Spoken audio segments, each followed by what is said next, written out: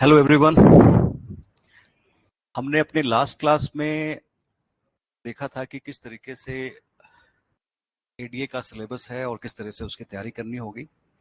उसके बाद हमने देखा था कि हिस्ट्री में अगर हम हिस्ट्री को देखते हैं तो उसकी एंशियंट हिस्ट्री में क्या क्या चीज़ें हमें पढ़नी है और किन किन चीज़ों का ध्यान रखना है। आज के हमारे क्लास में हम डिस्कस करने जा रहे हैं उसका नेक्स्ट पार्ट, यानी कि मिडिएवल इंडियन हिस्ट्री। अगर पिछले रिकॉर्ड्स को देखें तो मिडिएवल इंडियन हिस्ट्री से जितने भी कॉम्पिटिटिव एग्जामिनेशंस होते हैं उसमें से नंबर ऑफ क्वेश्चंस थोड़े से कम होते हैं, लेकिन इसको हम बेस मान के नहीं चल सकते, क्योंकि हो सकता है कि क्वेश्चन ज़्यादा आए, हो सकता है क्वेश्चन कम आए, क्योंकि जहाँ तक एडीए का सवाल है इसमें स्पेसिफिकली सिलेबस में आर्ट एंड कल्चर भी जो है वो मेंशन है। तो उस पार्ट को देखते हुए ये पोर्शन थोड़ा इंपॉर्टेंट हो जाता है, बिकॉज इस पर्टिकुलर टाइम पे काफ़ी सारी जो है मॉन्यूमेंट्स और बिल्डिंग्स जो हैं उसकी कंस्ट्रक्शंस की गई थी, और उनका जो बेसिकली कंस्ट्रक्शन का जो तरीका था वो हर फेज में अलग अलग था। तो इस चीज को भी हमें ध्यान में रखना पड़ेगा और उस चीज को समझते हुए ही आगे बढ़ना पड़ेगा। तो सबसे पहले हम देखते हैं कि हमें मेडिएवल हिस्ट्री में पढ़ना क्या है। तो मेडिएवल हिस्ट्री को अगर हम देखें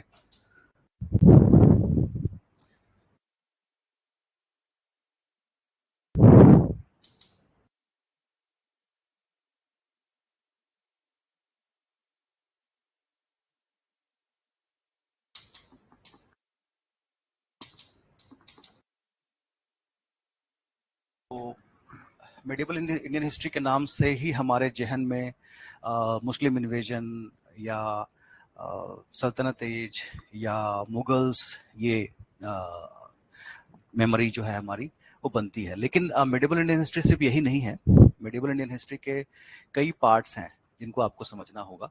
जैसे कि अगर हम देखें तो मेडिएवल हिस्ट्री की शुरुआत उस पर्टिकुलर टाइम से नहीं होती जिस टाइम से मुस्लिम इन्वेजन यहाँ पे शुरू होता है। करीबन 712 एडी के आसपास फर्स्ट मुस्लिम इन्वेजन इंडिया में हुआ, जो मोहम्मद बिन कासिम जो थे उन्होंने यहाँ पे इन्वेट किया था। हालांकि वो मेन लैंड में नहीं था, वो सिंध में उनका इन्वेजन था। हालांकि उन्होंने गुजरात को भी जीता, लेकिन उसका इम्पैक्ट इतना ज़्यादा नहीं रहा, कोई लॉन्ग टर्म इम्पैक्ट नहीं रहा। लेकिन यहाँ की जो कमजोरियां थी वो सामने आ गई।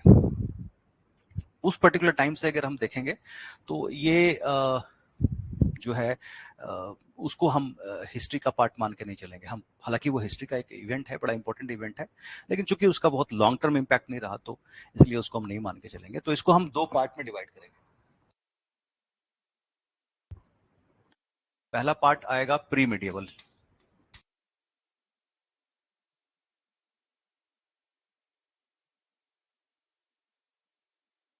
ठीक है। प्री मिडिएवल हिस्ट्री में आपका जो आखिरी लास्ट पावरफुल हिंदू किंग थे, किंग हर्षवर्धन,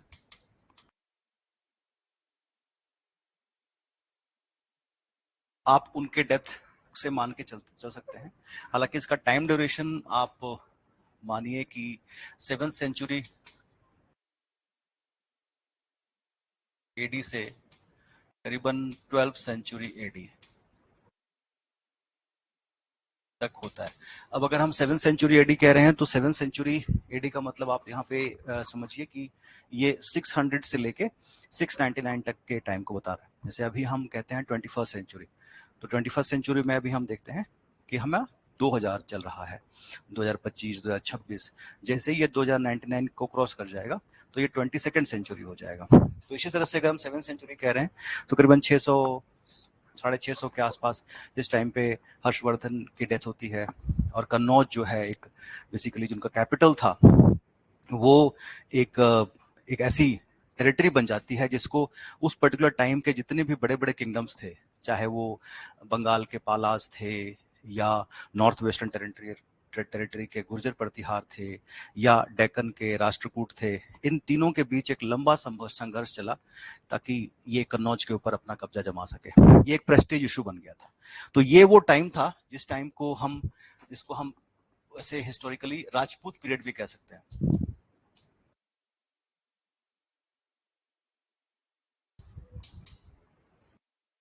ये राजपूत पीरियड था। इस पर्टिकुलर टाइम पे आप देखेंगे कि काफ़ी सारी चीज़ें जो है वो डेवलप हुई थी, जैसे कि हिंदी साहित्य को अगर आप देखेंगे तो बहुत ही बड़े बड़े ग्रंथ इस पर्टिकुलर टाइम पे लिखे गए, जैसे हर्षचरित लिखा गया, उसके बाद और बहुत सारे ग्रंथ लिखे गए। तो हिंदी में काफ़ी डेवलपमेंट इस टाइम पे देखेंगे आप। और ये पर्टिकुलर टाइम जो है, ये पर्टिकुलर टाइम एक कॉन्फ्लिक्ट का टाइम माना जाता है। ये त्रिकोणीय संघर्ष या ट्रायंगुलर स्ट्रगल के रूप में माना जाता है, जिसमें तीन जो मेजर एम्पायर्स थे इंडिया के, वो पालाज,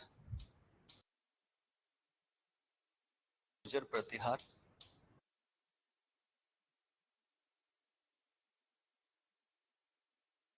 और राष्ट्रकूटा।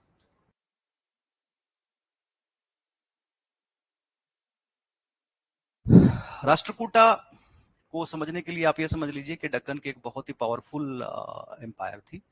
और अगर मैं ये कहूं कि एलोरा केव्स जो है वो काफी हद तक उसका जो कंस्ट्रक्शन का काम था, उसमें बहुत सारे टेम्पल्स, जो जैसे कैलाशनाथ टेम्पल है जो सिंगल स्टोन से बनाया गया और एक ही पत्थर, बड़े पत्थर को काट करके उसको ऊपर से नीचे की तरफ बनाया गया है, जो एक एंशियंट मार्बल भी माना जाता है, वो इसी पर्टिकुलर टाइम पे उसकी कंस्ट्रक्शन की गई थी। पालास जो थे वो आप ईस्टर्न में आप बंगाल देख सकते हैं। हम बंगाल की बात करेंगे तो उस टाइम पे बंगाल जो है वो बंगाल, बिहार, उड़ीसा, ये सारी टेरिटरी लेके चलेगा, आसाम तक जाएगा, क्योंकि उस अभी का जो बंगाल है, वेस्ट बंगाल, वो बंगाल नहीं होगा, वो उसमें बांग्लादेश भी शामिल हो जाएगा। तो ये टेरिटरी जो थी वो पालास के अंडर थी। गुर्जर प्रतिहारा जो है वो आप देखेंगे कि ये नॉर्थ वेस्ट है, और काफी हद तक सेंट्रल इंडिया में भी काफी पार्ट इनके कंट्रोल में था। तो गुर्जर प्रतिहारा बेसिकली आप मान के चलें कि ये वो एम्पायर थी जो जिसने काफी समय तक फॉरेन इन्वेजन, क्योंकि जितने फॉरेन इन्वेजन इंडिया में हुए हैं वो नॉर्थ वेस्ट डायरेक्शन से ही हुए हैं। ये आप देखेंगे कि पंजाब की तरफ से ही ये सारे इन्वेजन इंडिया में हुए। तो ये वो एम्पायर थे जिसने बहुत लंबे टाइम तक फॉरेन इन्वेजन को रोक के रखा। और ये जो टाइम पीरियड आप देख रहे हैं, जिसमें करीबन पूरा का पूरा टाइम फेज ही करीबन 7th सेंचुरी से लेकर 12th सेंचुरी तक का टाइम जो आप देखेंगे, उसमें बहुत लंबा समय, करीबन 250 साल के आसपास का टाइम इनके आपसी स्ट्रगल में ही बीत गया। अल्टीमेटली क्या हुआ? अल्टीमेटली गुर्जर प्रतिहार जो थे वो काफी कमजोर हो गए। ये इस स्ट्रगल का सबसे नुकसानदायक एस्पेक्ट था कि ये काफी वीक हो गए। पालाज ने अपने आप को ईस्टर्न डायरेक्शन में कन्फाइन कर लिया। राष्ट्रकूटा जो सबसे पावरफुल माने जा सकते हैं उस पर्टिकुलर टाइम के उस स्ट्रगल में, जिन्होंने गुर्जर को भी हराया, पालाज को भी हराया, लेकिन इन्होंने भी अपने आप को डेक्कन में कन्फाइन कर लिया। उसके बाद फिर वो नॉर्थ की तरफ नहीं आए। तो उससे हुआ क्या? इससे हुआ ये कि हमारी जो टेरिटरी सबसे वोलेटाइल थी, सबसे इंपॉर्टेंट थी, वो टेरिटरी जो है वो कमजोर हो गई। ये भी माना जाता है कि गुर्जर प्रतिहार डिसइंटीग्रेट हो गए और उससे बहुत सारे छोटे छोटे किंगडम्स बन गए। आज के टाइम पे आप जितने भी छोटे छोटे किंगडम्स राजस्थान में या नॉर्थ वेस्टर्न टेरिटरीज में जो आप इंडिपेंडेंस से पहले देखे, वो सभी काफी हद तक गुर्जर प्रतिहार से ही अलग होकर के बने थे। तो गुर्जर प्रतिहार कमजोर हो गए तो ऑब्वियस है कि फॉरेन इन्वेजन का सिलसिला यहीं से स्टार्ट होना शुरू होता है। और यही प्री मेडिवल हिस्ट्री की जो है सबसे इंपॉर्टेंट एस्पेक्ट है। इसमें कई सारी चीजें इंपॉर्टेंट है, जैसे कि पर्टिकुलर किंगडम्स के कैपिटल कौन से थे, किंग्स को क्या कहते थे, है ना। इस तरह के क्वेश्चंस, छोटे छोटे क्वेश्चंस इसमें से बन सकते हैं, है ना। और काफी हद तक लिटरेचर में जो काम हुआ उसमें से भी क्वेश्चन काफी सारे इसमें बन सकते हैं। तो ये वाला पार्ट हमें काफी अच्छे तरीके से कवर करना पड़ेगा, specially in terms of art and culture. Next जो पार्ट है वो आपका मेडिएवल हिस्ट्री है।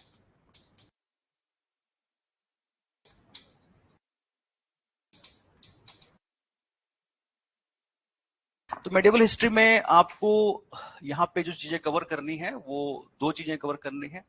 एक तो आइडियोलॉजिकल रेवोल्यूशन आप कह सकते हैं, जैसे कि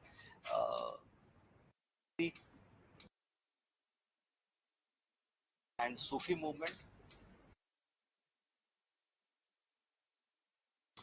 एंड दूसरा जो है वो पॉलिटिकल किंगडम्स की जो हिस्ट्री है वो आपको यहाँ पे पढ़नी होगी। तो इसको कवर कैसे करना है ये सबसे इंपॉर्टेंट आएगा। तो इसके लिए तो बहुत ही बेसिक सी चीजें होंगी जो क्लास के दौरान मैं आपको नोट कराऊंगा या आपको नोट्स मिल जाएंगे, उसको मैं आपको बता दूंगा, एक्सप्लेन कर दूंगा, जिसको आपने अच्छे तरीके से मेमोराइज कर लेना है। बाकी जो एमसीक्यू प्रैक्टिस हम करेंगे उसमें से काफी एरिया ये कवर कर लेगा। इसमें बहुत ज्यादा टाइम और एनर्जी देने की जरूरत नहीं है, बिकॉज फैक्चुअल क्वेश्चन ज्यादा होंगे तो वो हम मेमोराइज करके हम काम चला सकते हैं। उसमें हमें स्टोरी लाइन भी समझने की बहुत ज्यादा जरूरत नहीं है, हालांकि लेक्चर के दौरान स्टोरी लाइन आपको दिया जाएगा ताकि आप उसको अच्छे तरीके से, जो फैक्ट्स हैं उसको आप अच्छे तरीके से मेमोराइज कर सके, उसको बार बार रेपिटेशन करने की जरूरत ना पड़े। हालांकि रेपिटेशन करना पड़ता है हिस्ट्री में, स्टोरी लाइन को भी रिपीट करना पड़ता है और फैक्ट्स को भी करना पड़ता है, लेकिन वो उतना इंटेंसिव नहीं होता कि बार बार आपको मेमोराइज करना पड़ रहा है, उसकी जरूरत नहीं पड़ेगी। जो नेक्स्ट पार्ट है भक्ति एंड सूफी मूवमेंट, तो भक्ति मूवमेंट एक्चुअल में क्या है, तो भक्ति का जो कंसेप्ट है वो आप देखेंगे कि ये गुप्ता पीरियड में ही स्टार्ट होता है।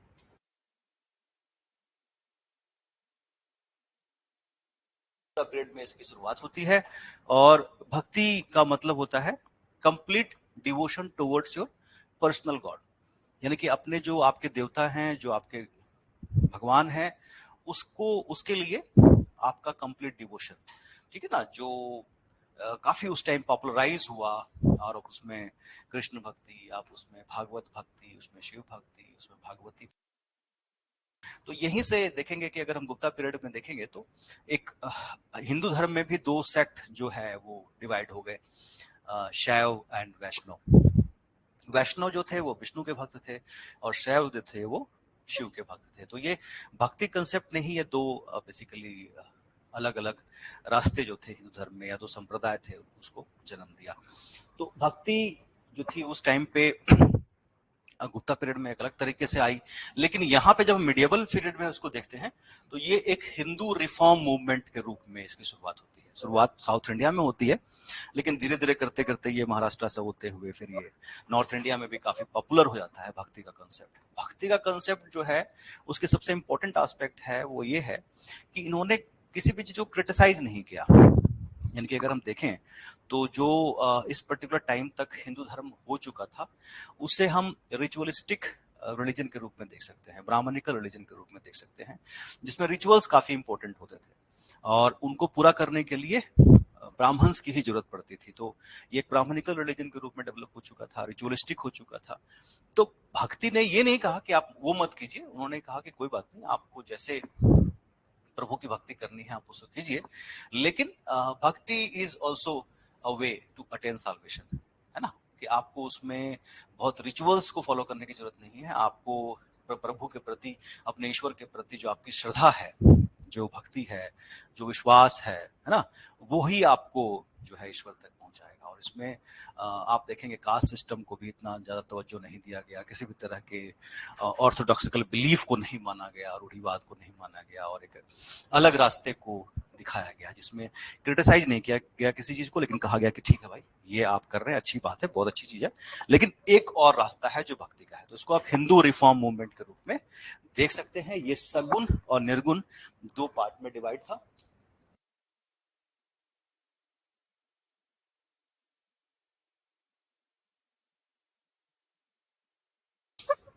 तो सगुना का मतलब क्या होता है? सगुना का मतलब हो गया विथ एट्रीब्यूट्स, यानी कि जो गुण है, यानी कि आप इसको सरल भाषा में समझना है तो इस तरह के समझ सकते हैं कि एक एक एक ईश्वर को एक आकार के रूप में देखना, जैसे कि कृष्णा के रूप में देखना, राम के रूप में देखना, विष्णु के रूप में देखना, शिव के रूप में देखना, यानी कि एक आकार के रूप में देखना जिसमें ईश्वर के अंदर भी गुण है ना, सगुण। ठीक है, तो सगुण ये हो गया। निर्गुण जो है वो क्या है? निर्गुण जो है वो है जिसमें ईश्वर विदाउट एट्रीब्यूट्स, निर्गुण निराकार, है ना। तो एग्जाम्पल के तौर पे आप देख सकते हैं कि जैसे कि मीराबाई हैं, वो शगुन भक्ति पथ को मानते थे, उसके सेंट थे। तुलसीदास हैं, है ना, उसके बाद सूरदास हैं। इस तरह से आप देखेंगे कि ये सगुण भक्ति के एस्पेक्ट को मानते थे। निर्गुण में आप देखेंगे तो गुरु नानक देव जी हैं, संत कबीर हैं।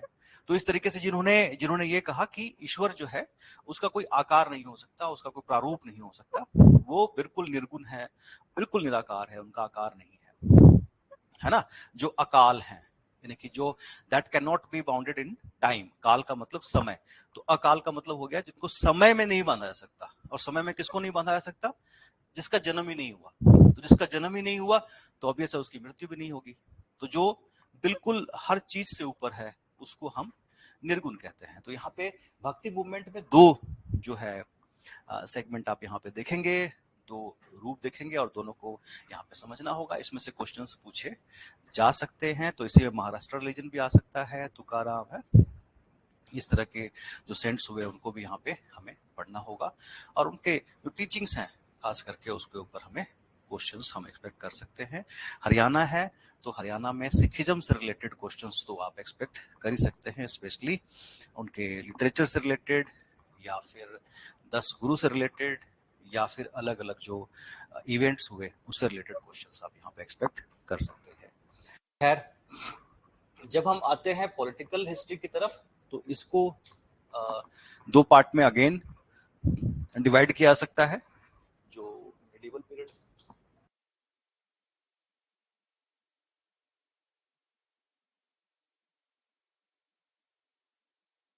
एक हो जाएगा आपका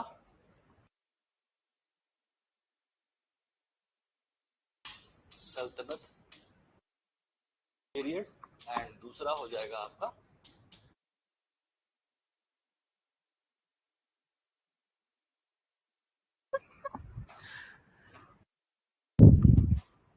सल्तनत पीरियड में जो शुरुआत होती है वो होती है डेफिनेटली मुस्लिम इन्वेजन से ही। तो दो इंपॉर्टेंट इन्वेजन्स यहाँ पे आपको देखने को मिलेंगे।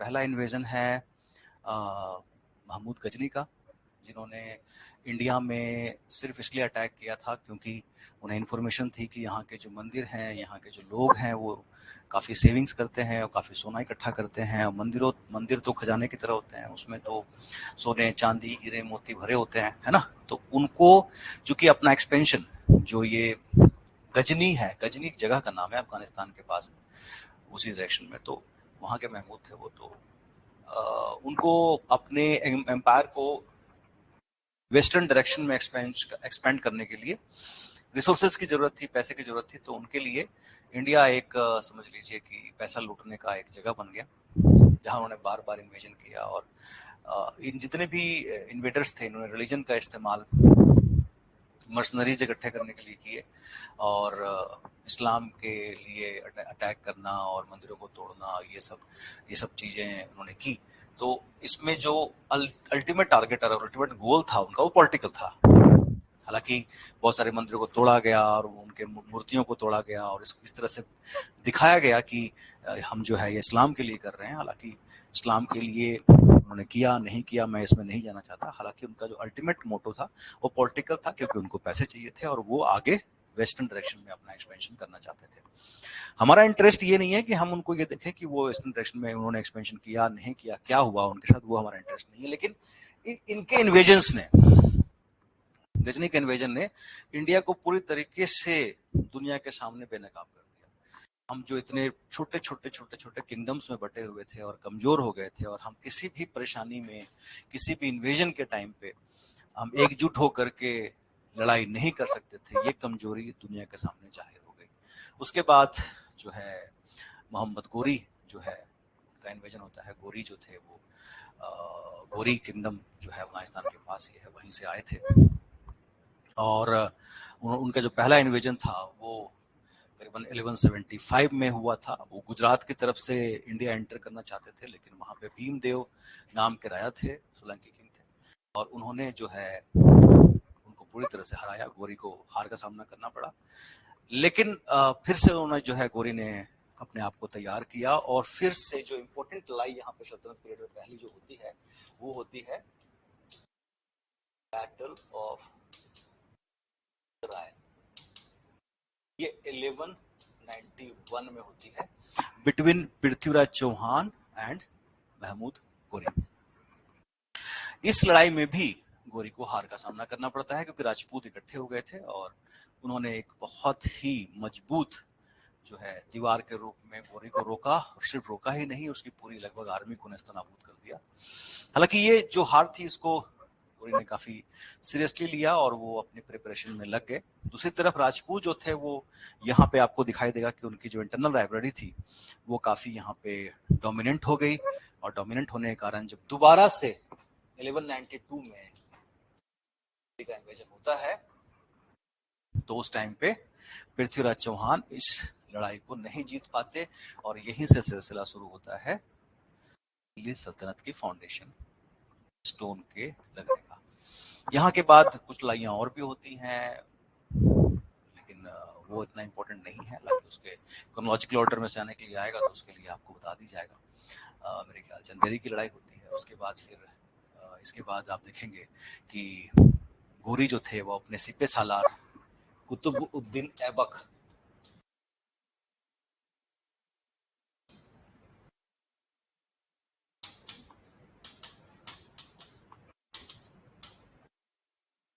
कुतुबुद्दीन ऐबक जो सिपे सालार थे और उनके स्लेव भी थे, ये इलबारी ट्राइब से बिलोंग करते थे। इसीलिए कई बार क्वेश्चन में स्लेव डायनेस्टी को इलबारी डायनेस्टी या मामलुक डायनेस्टी भी कहा जाता है। हालांकि स्लेव डायनेस्टी के जितने भी किंग थे मैक्सिमम मामलुक ट्राइब से बिलोंग करते थे, और ये जो ऐबक थे वो वही अकेले थे जो इलबारी से बिलोंग करते थे। तो कई बार ये क्वेश्चन में पूछा जाता है, तो इसको अभी ध्यान आप रखिएगा, या तो स्लेव होगा, इलबारी होगा या मामलुक होगा, एक ही बात है, तो परेशान मत होइएगा। तो कुतुबुद्दीन ऐबक जो थे जनरल थे, तो कुतुबुद्दीन ऐबक की लंबी कहानी है। बहुत कम उम्र में ही वो स्लेव बन गए थे, और उसके बाद काफी लंबे स्ट्रगल के बाद जनरल के ओहदे तक पहुंचे थे। संघर्ष काफी रहा लाइफ में, और काफी ज्यादा बेसिकली उनके ऊपर ट्रस्ट करते थे गोरी, क्योंकि उस टाइम पे जितने भी राजे महाराजे होते थे ना वो अपने पास स्लेव्स की एक लंबी फौज रखते थे। उसके पीछे रीजन बहुत सिंपल था, क्योंकि स्लेव्स जो होते थे उनकी फैमिली नहीं होती थी, उनके बच्चे नहीं होते थे, उनके पीछे कोई लोग नहीं होते थे, तो उनकी डिवोशन जो होती थी पूरी की पूरी अपने किंग के प्रति होती थी। तो किसी भी तरह का कोई रीजन नहीं था कि उनको बहुत पैसे की जरूरत थी या अपने लिए बहुत सारी प्रॉपर्टी की जरूरत थी या बहुत कुछ चाहिए था, तो उनके अंदर बेईमानी वगैरह नहीं आती थी, और वो हमेशा पूरी लाइफ जो है अपने सुल्तान या अपने राजा के प्रति ईमानदार रहा करते थे। तो कुतुबुद्दीन ऐबक भी ऐसा ही एक एग्जाम्पल है। हालांकि कुतुबुद्दीन ऐबक को अपना गवर्नर या वायसरॉय आप कह सकते हैं, वायसरॉय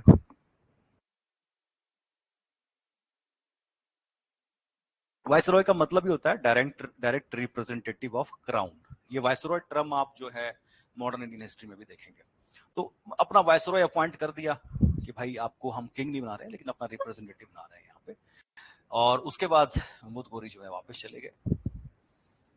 कई हिस्टोरिकल बुक्स में मेंशन है कि जब वो वापस गए तो वहां पे उसका रीजन था कि वहां पे खोखर विद्रोह, वहां पे खोखर एक ट्राइब है जिसने विद्रोह कर दिया था, और उसी ट्राइब में महमूद गोरी की मौत हो जाती है। कुछ हिस्टोरिकल बुक्स कहते हैं कि पृथ्वीराज चौहान के तीर से उनकी डेथ होती है। हालांकि ये थोड़ा सा डार्क फेज है, इसमें से क्वेश्चंस आएंगे भी नहीं खैर आपको, लेकिन फिर भी एक इंटरेस्ट के लिए मैं आपको बता दूं कि ज्यादातर जो कहा जाता है कि एक विद्रोह हुआ था जिसमें उनकी डेथ हो गई थी। खैर जब उनकी डेथ हो गई तो कुतुबुद्दीन ऐबक इंडिया में बच गए। अब कुतुबुद्दीन ऐबक के साथ साथ दो और स्लेव जो थे महमूद गोरी के, वो भी जो थे अलग अलग टेरिटरीज के केयर टेकर थे, जिसमें नाम था ताजुद्दीन यलदोज और नशीरुद्दीन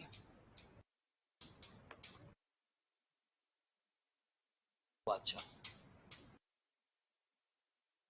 अब मैं ये चीजें यहाँ पे क्यों डिस्कस कर रहा हूँ, क्योंकि अभी यहाँ स्लेव डायनेस्टी की फाउंडेशन रखी जानी है, ठीक है ना। यहाँ पे आप देखेंगे कि अभी यहाँ पे कुतुबुद्दीन ऐबक वायसरॉय बने, और साथ में ताजुद्दीन यलदोज नसरुद्दीन को बादशाह भी हैं, और करीबन करीबन आप मान के चलें 1206 में दिल्ली सल्तनत की स्थापना की जाती है। यानी कि दिल्ली सल्तनत को एक सल्तनत मान लिया जाता है, और कुतुबुद्दीन ऐबक उसके पहले जो है सुल्तान बनाए जाते हैं। अब वो स्लेव थे, लेकिन उनको अपॉइंट खुद सुल्तान ने किया था, तो किसी ने चैलेंज भी नहीं किया। चैलेंज किया उनके स्लेव्स काउंटर पार्ट्स ने, जिनको हराने के लिए कुतुबुद्दीन ऐबक कभी भी दिल्ली में बैठे ही नहीं रहे, उन्हें मजबूरी में लाहौर में ही रहना पड़ा। ताकि थी दिल्ली सल्तनत, लेकिन बैठना पड़ा कहाँ, लाहौर में, और वहीं पे 1210 में 1210 में 1210 में चौगान खेलते हुए, यानी कि जो मॉडर्न पोलो आप कह सकते हैं वो खेलते हुए उनकी। अब इसीलिए यहाँ पे कई बार क्वेश्चन में the real founder of Delhi सल्तनत भी आता है, तो the real founder of Delhi सल्तनत वही होंगे जो कुतुबुद्दीन ऐबक के बाद आएंगे। तो यहाँ पे जो पहली डायनेस्टी आपने पढ़नी है सल्तनत पीरियड में, वो डायनेस्टी कौन सी है? स्लेव डायनेस्टी, मामलूक भी कहते हैं कई बार इसको, और इलबारी भी कहते हैं। तो याद रखिएगा जितने भी बाकी स्लेव किंग्स थे वो मामलूक थे, सिर्फ कुतुबुद्दीन ऐबक ही इलबारी थे। तो इस तरह के क्वेश्चन अगर ट्रिकी क्वेश्चन के रूप में आता है तो घबराने की जरूरत नहीं है, वो हम सारे वो एस्पेक्ट कवर करके चलेंगे, क्योंकि पता नहीं चलता कि कई बार क्वेश्चन, क्योंकि 50% क्वेश्चन तो सिंपल होते हैं, स्ट्रेट होते हैं, और कंपटीशन को कम करने के लिए 20% 30% क्वेश्चन थोड़े से ट्रिकी होते हैं, और जो 20-25% बच गया वो थोड़ा सा एनालिटिकल भी हो जाता है कई बार। और इसमें मेरे ख्याल से 5 ऑप्शंस भी होंगे आपके, तो ये थोड़ा सा और कंफ्यूजन क्रिएट करेगा। तो इसको खत्म करने के लिए हमारे बेसिक्स बिल्कुल क्लियर होने चाहिए। तो पहली डायनेस्टी स्लेव डायनेस्टी आप यहाँ पे देखेंगे, दूसरी डायनेस्टी आप देखेंगे खिलजी डायनेस्टी,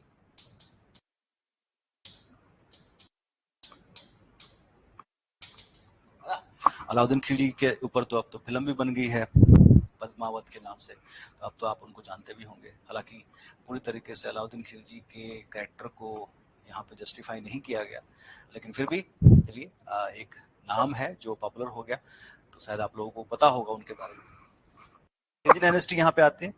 तो उसके बाद तीसरा डायनेस्टी आएगा यहाँ पे तुगलक डायनेस्टी।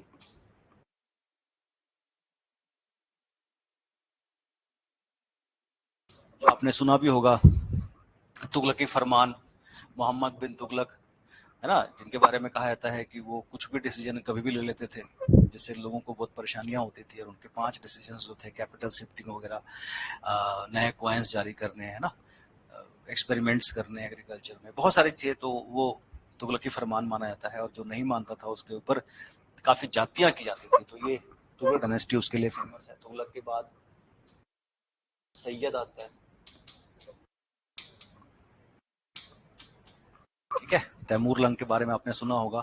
तैमूर का इन्वेजन जो है इंडिया में बहुत डिवेस्टेटिंग इन्वेजन था, उज्बेकिस्तान से आए थे वो, और बहुत सारे लोग इसमें मारे गए थे। तो उन्होंने अपना रिप्रेजेंटेटिव जिनको बनाया था वो सैयद थे, और काफी लंबे समय तक उन्होंने रूल किया। और लास्ट में जो एम्पायर यहाँ पे आया वो थे लोधी।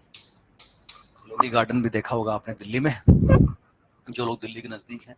अगर मैं हरियाणा के लोगों को अगर मैं बता पा रहा हूँ तो उन सबको पता है लोधी गार्डन क्या है, और यहाँ पंजाब के लोगों को ही पता है। तो लोधी जो है बेसिकली, लोधी गार्डन जो है वो बेसिकली आप मान के चलिए कि लोधी के जितने भी उनके सुल्तान थे उनका जो है टॉम है वहाँ पे, उनका दरगाह है, जिसको दरगाह तो खैर जब कोई बहुत ही रिलीजियस जो है सूफी सेंट वगैरह जिनको दफनाया जाता था उनको दरगाह कहते हैं, लेकिन उनको टॉम कहा जाता था।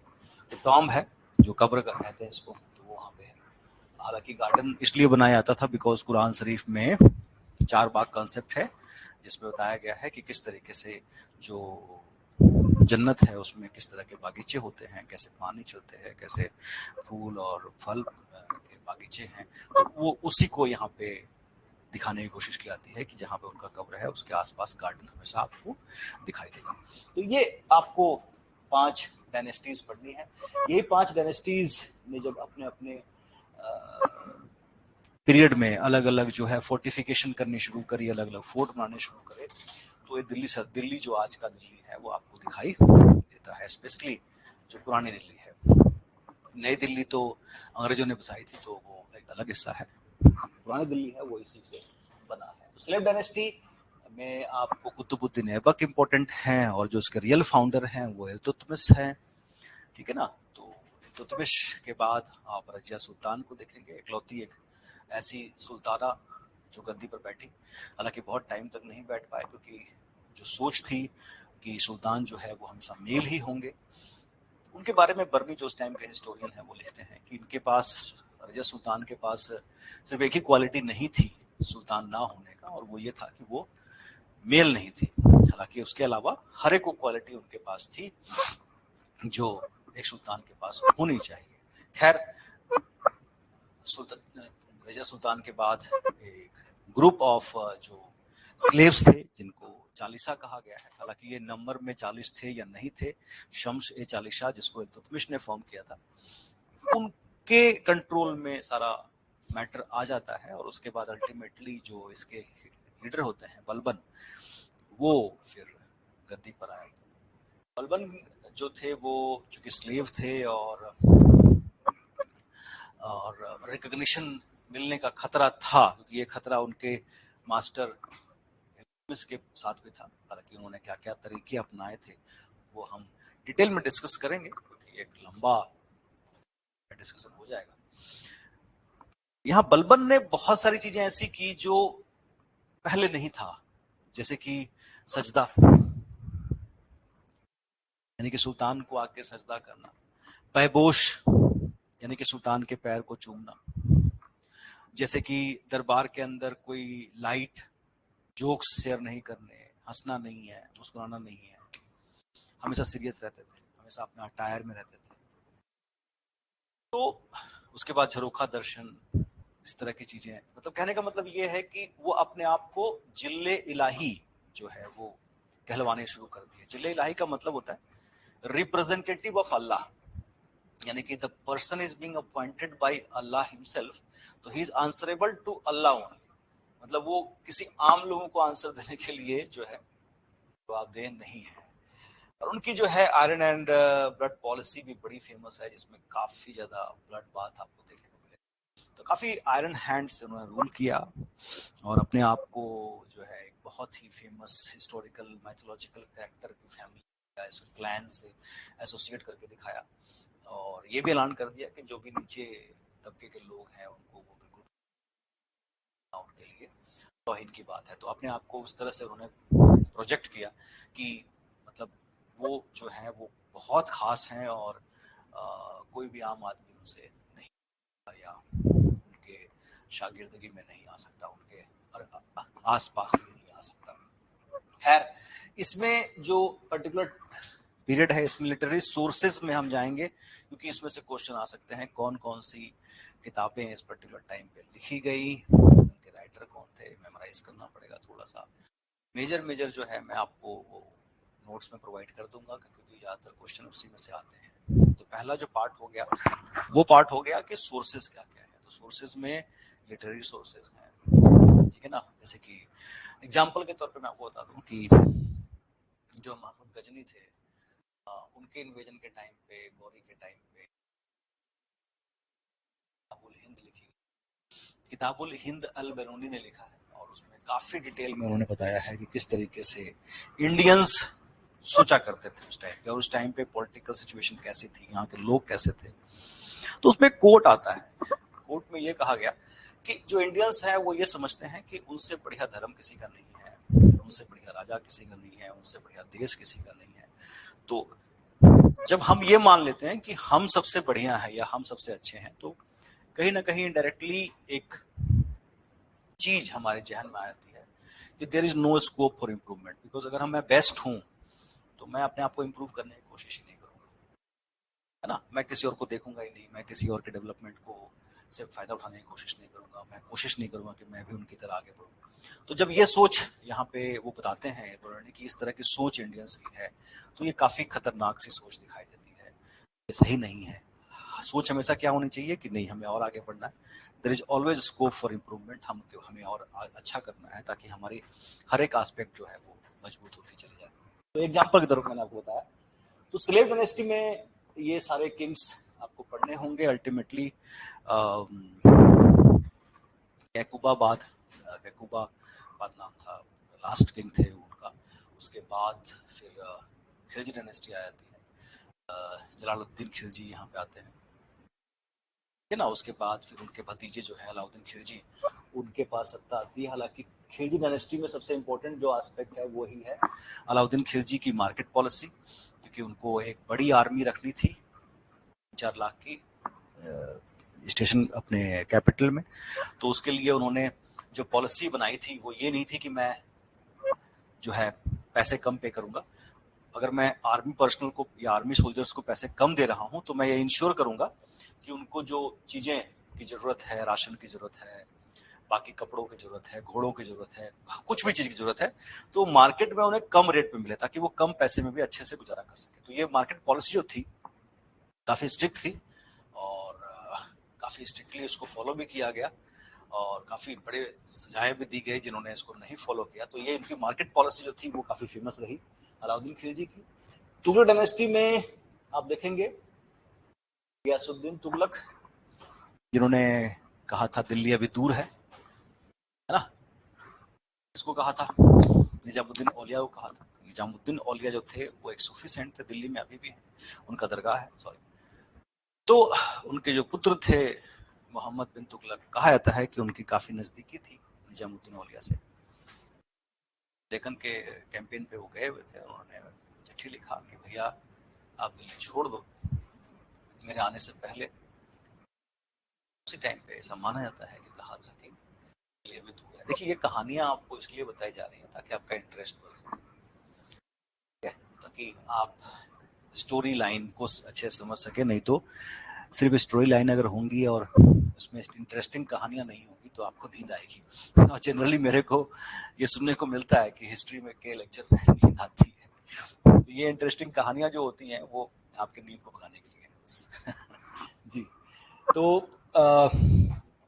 इस तरीके से तुगलक डायनेस्टी में आप उनका एक्सपेरिमेंट देखेंगे, है ना। और तुगलक के बाद सैयद है, सैयद के बाद लोदी है। लोदी में जो बहलोल लोदी थे वो उसके फाउंडर थे। Sikandar Lodi was the most popular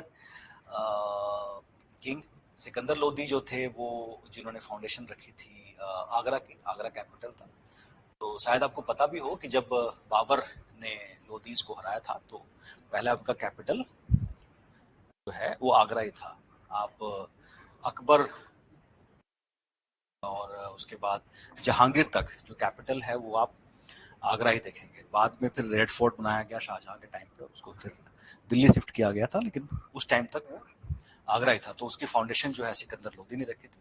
सिकंदरी गज जो है बड़ा फेमस है। हालांकि वो बड़े इनटॉलरेंट थे towards other religions, specially Hindus, लेकिन वो एक अलग हिस्सा है, उसको हम यहाँ पे टच नहीं करेंगे अभी। और उसके बाद लोदी में जो आखिरी लोदी थे जिनका नाम था इब्राहिम लोदी,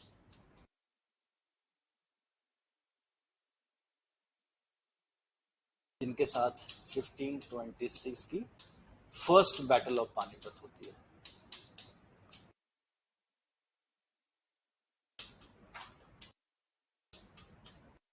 तो लोदीज कौन थे? ये अफगान थे।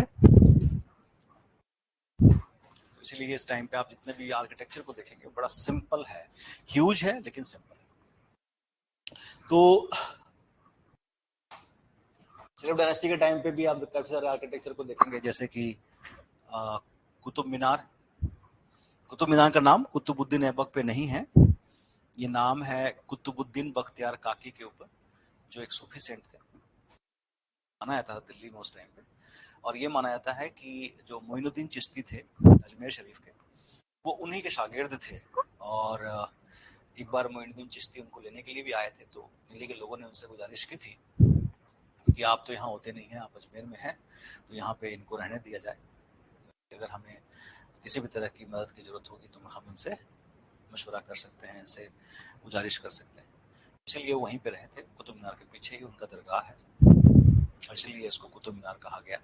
कुतुब मीनार के साथ साथ कुव्वत उल इस्लाम मॉस्क है, मस्जिद है, जो बिल्कुल कुतुब मीनार के साथ ही बनाया गया था। हालांकि उस टाइम पे जितने भी मॉस्क बनाए गए, चाहे वो 2.5 दिन का झोपड़ा अजमेर का हो या कुव्वत उल इस्लाम मॉस्क दिल्ली का हो, इनकी कंस्ट्रक्शंस जो है वो बिल्कुल नए तरीके से नहीं की गई थी।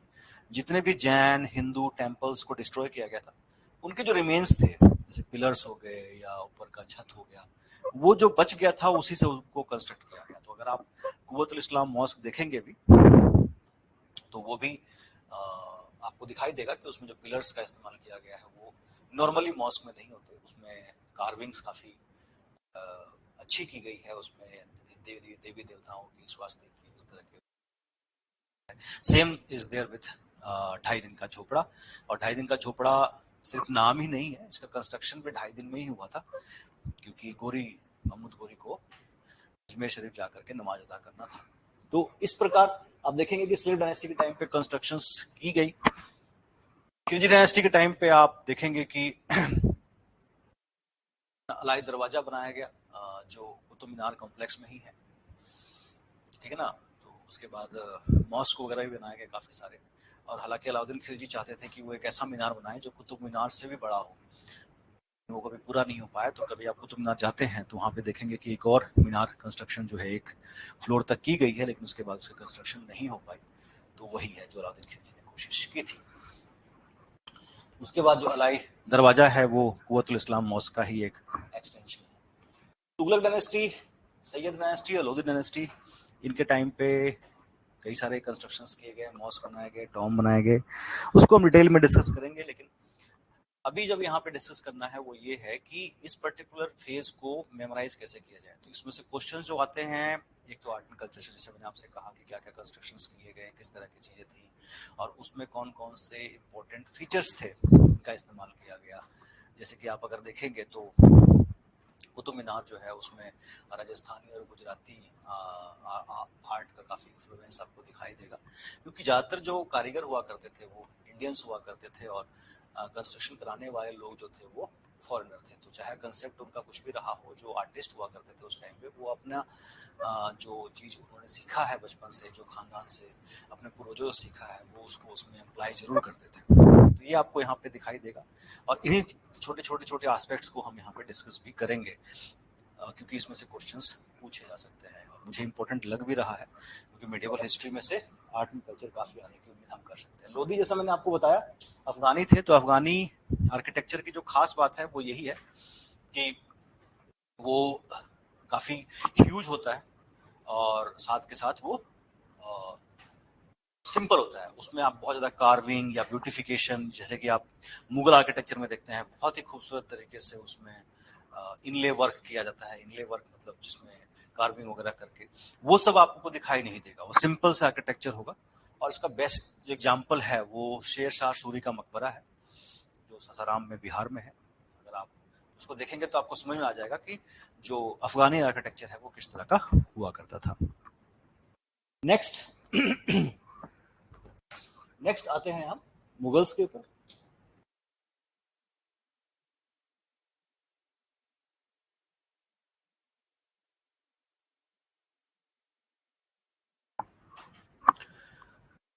मुगल डायनेस्टी की शुरुआत कहां से होती है? फरगना, समरकंद, जहां से बाबर आए थे। बाबर बारे में इंफॉर्मेशन उनके अपने ही ऑटोबायोग्राफी तुज़ुक के बाबरी से मिलता है। तुज़ुक के बाबरी चूंकि डिफरेंट लैंग्वेज में लिखी गई थी, तो उसका पर्शियन में ट्रांसलेशन, तर्जुमना, सॉरी मैं पर्शियन वर्ड भूल गया, ट्रांसलेशन किया गया। वो आप बाबरनामा के नाम पे देखेंगे। इसको ट्रांसलेट करने वाले रहीम खाने खाना थे। रहीम खाने खाना बैरम खान के बेटे थे, और आप उनको रहीम के दोहे के रूप में जानते हैं कि रहीमन धागा पे प्रेम का मत तोड़ो झुकाए, जिसको बाद में अकबर ने जो है अपना एक आसरा दिया था। उनकी जो मदर थी उनको भी अपने हरम में जगह दी थी, और उनके बेटे को भी अपने पास रखा था, और काफी पॉपुलर भी हुए थे वो। आज भी रहीम के दोहे बहुत फेमस है। तो उन्होंने उसका पर्शियन तर्जुमा किया था। आई एम नॉट श्योर कि मेरा जो उर्दू का वर्ड है सही है कि नहीं, मेरे ख्याल से सही होगा। ट्रांसलेशन जो है वो किया था, उसका नाम बाबरनामा है। तो बाबरनामा में बाबर ने बहुत सारी चीजों को एक्सप्लेन किया, बताया किस तरह से उनका संघर्ष रहा। फरगना जीतना चाहते थे वो, लेकिन हार गए। 2 बार कोशिश किया, जीता भी, लेकिन फिर उनको वहां से निकाल दिया गया। अल्टीमेटली उन्हें अपॉर्चुनिटी मिली अफगानिस्तान में। वहां का पॉलिटिकल इनस्टेबिलिटी थी, और पॉलिटिकल इनस्टेबिलिटी होने के कारण उनको वहां पे गद्दी हासिल करने में हेल्प। और वहां पे किसी ओल्ड लेडी से उन्होंने सुना था कि उनके जो ग्रेट ग्रैंडफादर थे तैमूर, उन्होंने इंडिया को जीता था। तो उसी टाइम से वो इंडिया को जीतने की कोशिश करने लगे। और उस टाइम पे उनकी किस्मत भी अच्छी थी कि जो यहाँ पे डायनेस्टी थी वो बिल्कुल ही कमजोर हो रही थी। इब्राहिम लोदी जो थे वो बड़े शक्की मिजाज के थे, और शक्की आदमी जो होता है वो सब पे डाउट करता है, और खुद से ही जिनके ऊपर शक होता था उनको खुद से ही वो टॉर्चर भी करते थे। तो उनके अपने लोग भी उनके खिलाफ हो गए थे, और इसीलिए बाबर को इनवाइट किया गया। और 5वीं जो इन्वेजन थी उसमें उन्होंने बॉर्डर था वो क्रॉस किया, और धीरे धीरे करके वो आगे बढ़ते चले गए। और पानीपत के पास शहर के जो किला था उसके साथ ही उन्होंने अपना आर्मी का स्टेशन था वहां पे किया, और काफी स्मार्टली जो है वॉर टेक्निक इस्तेमाल करके, चूंकि उनके पास गन पाउडर भी था, गन भी थे, कैनन्स भी थे, तो उसका एडवांटेज उनको बहुत ज्यादा मिला। हालांकि उनकी आर्मी उतनी बड़ी नहीं थी जितनी कि इब्राहिम लोदी की आर्मी थी, लेकिन इब्राहिम लोदी उनके सामने नहीं टिक पाए because of gun powder, cannons, guns. और इसी के कारण आप देखते हैं कि फर्स्ट बैटल ऑफ पानीपत बहुत ही बुरी तरीके से इब्राहिम लोदी हारे। And he was the first sultan जो बैटल फील्ड में मारे गए हैं। तो अभी तक इतने डायनेस्टीज हुए, इतने किंग्स हुए, कोई भी बैटल फील्ड में नहीं मारे गए थे। Was the first Sultan who was killed. उसके बाद उनकी लड़ाई जो है घाघरा की लड़ाई होती है, उसके बाद अपने राजपूतों के साथ लड़ाई होती है। और 1526 के बाद से 1530 तक आप देखेंगे कि बाबर का रूल रहा 4 सालों का। उसके बाद उनके बेटे हुमायूं आ जाते हैं। हुमायूं का भी टाइम काफी डिस्टर्ब रहा। अफगान उनको चैलेंज करते रहे, और अल्टीमेटली चौसा की लड़ाई में हारने के बाद इब्राहिम लोदी को एक्साइल करना पड़ा इंडिया से बाहर, और 15 साल तक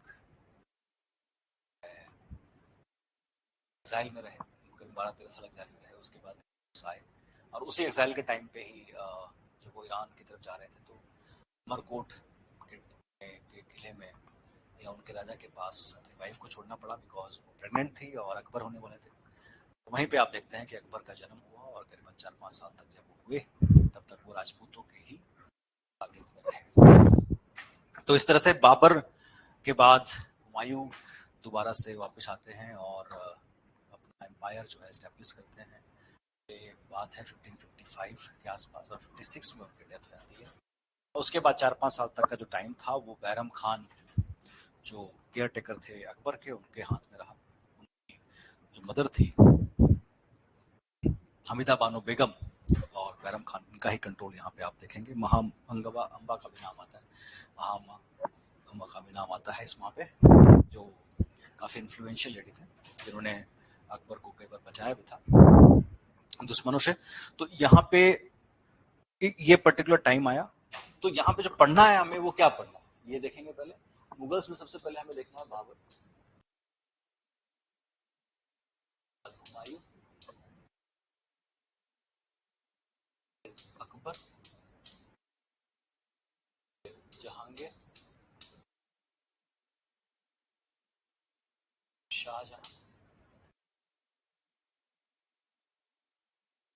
और फिर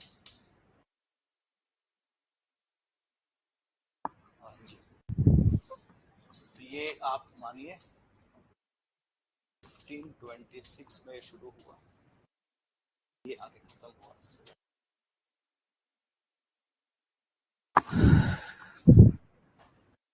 करीबन 200 साल तक। एक मजबूत एम्पायर जो है इंडिया में दिया मुगलों ने, और यहाँ पर जो है कोई भी एम्परर आपको कम दिखाई नहीं देगा।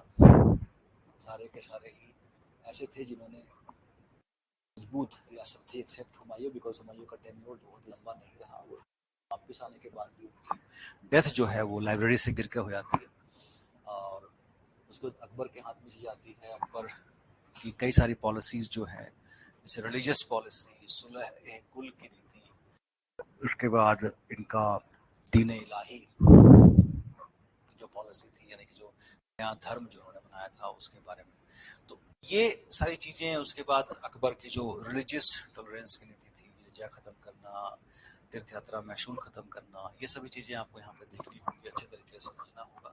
और अकबर की जो एडमिनिस्ट्रेशन थी, जो डेसिमल पैटर्न के ऊपर बेस्ड थी, जिसको हम मनसबदारी या जागीरदारी सिस्टम कहते हैं, वो भी आपको यहाँ पे समझना होगा। इसी वजह से क्वेश्चंस आएंगे एडमिनिस्ट्रेशन, मुगल एडमिनिस्ट्रेशन में से भी क्वेश्चंस कई बार पूछे जा सकते हैं। अस्पासी अस्पा वगैरह। जहांगीर का टेन्योर जो था, इसमें काफी हद तक, काफी टाइम तक इनकी जो वाइफ थी, उनका इन्फ्लुएंस आपको यहाँ पे दिखाई देगा। और उसके बाद शाहजहां के टाइम पे ज्यादातर जो एक्सपेंशन था, वो सबसे ज्यादा जो एक्सपेंशन मुगल एम्पायर का था, वो शाहजहां के टाइम पे ही था।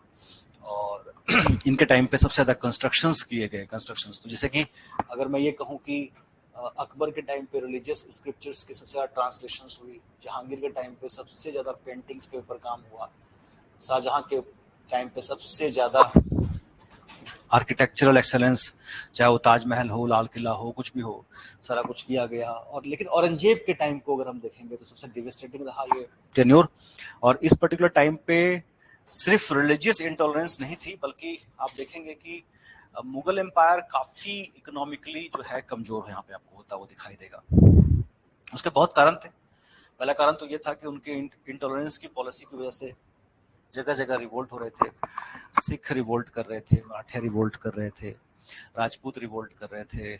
और इस रिवोल्ट का मतलब सिर्फ रिवोल्ट नहीं होता, उसका मतलब ये भी है कि उसको खत्म करने के लिए आपको आर्मी भेजनी होगी, आपको रिसोर्सेज यूज करने होंगे।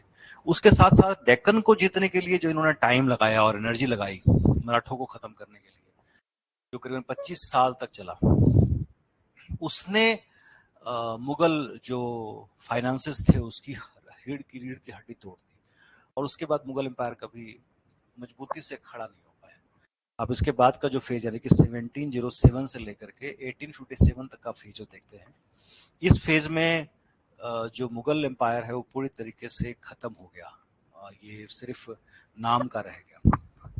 आलम से पालम तक का सिस्टम जो था वो रह गया। और ये सिर्फ इनके जो बादशाह थे वो सिर्फ अपने दरबारियों के या मजबूत एम्पायर्स के हाथ की कठपुतली बन के रह गए।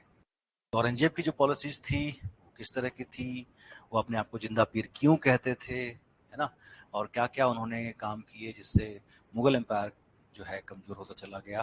कुछ अच्छी चीजें भी की, उनके टाइम पे कंस्ट्रक्शंस भी किए गए काफी सारे, वो भी हम यहाँ पे देखेंगे। आज के लिए इतना ही। अगर आपकी कोई भी क्वेरी है तो प्लीज दिए हुए नंबरों पे आप फोन कर सकते हैं, आप उनसे बात कर सकते हैं। और इसी लेक्चर सीरीज को हम आगे बढ़ते जाएंगे। सबसे पहले तो हम समझेंगे कि पढ़ना क्या है, डिटेलिंग तो उसके बाद में आएगी, बिकॉज आउटलाइन का बनना बहुत जरूरी है।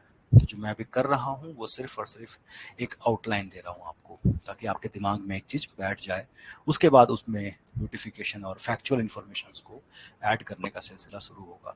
अगर मैंने पहले दिन से ही आपको फैक्ट्स ही बताने शुरू कर दिए तो ये मैनेज करना थोड़ा मुश्किल हो जाएगा। तो थोड़ा सा समझते हैं, उसके बाद फिर नेक्स्ट स्टेज में हम फैक्ट्स के ऊपर आएंगे और उनको मेमोराइज भी कैसे करना है वो भी मैं आपको बताऊंगा। Thank you so much.